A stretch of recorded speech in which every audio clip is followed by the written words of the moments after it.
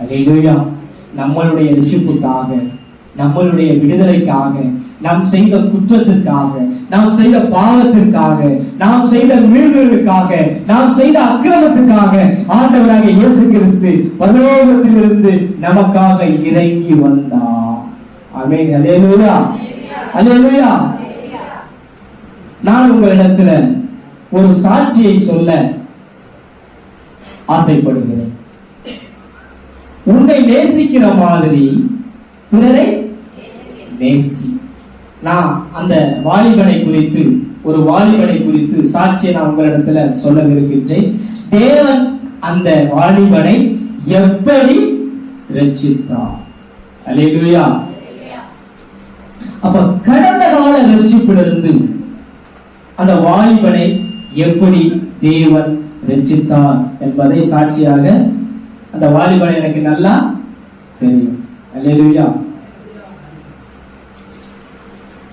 புதுச்சேரி மாநிலத்தை சேர்ந்த ஒரு வாலிபன்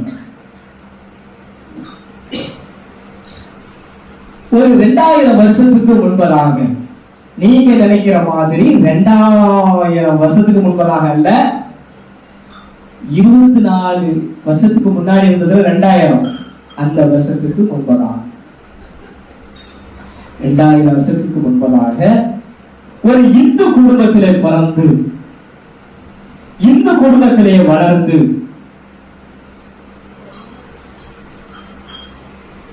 எத்தனையோ தெய்வங்களை வணங்கி, எத்தனையோ விதமான தெய்வங்களை வணங்கி வாழ்ந்த ஒரு மனுஷன், ஒரு வாலிபன், அவன் வாழ்க்கை எப்படி போனது?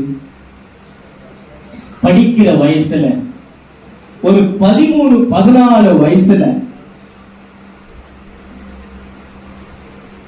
அவன் சுருட்டு பிடிக்கிறவனாக இருந்தான், சிகரெட்டு பிடிக்கிறவனாக இருந்தான். எனக்கு அந்த சகோதரனை நல்லா தெரியும், அதனாலதான் நான் சொல்றேன். பீடி குடிக்கிறவனாக இருந்தான். A to Z எல்லாவற்றையுமே அவன் பாவத்துல இருந்தான். ஆன்ஸ் போடுறதுல இருந்து, பான்ட்ராக் போடுறதுல இருந்து, போய போடுறதுல இருந்து, வெத்தலைப்பாக்கு போடுறதுல இருந்து, எல்லா பாவத்துக்குள்ளையும் அவன் இருந்தான். காலங்கள் வருத்து கொண்டே இருக்கிறது.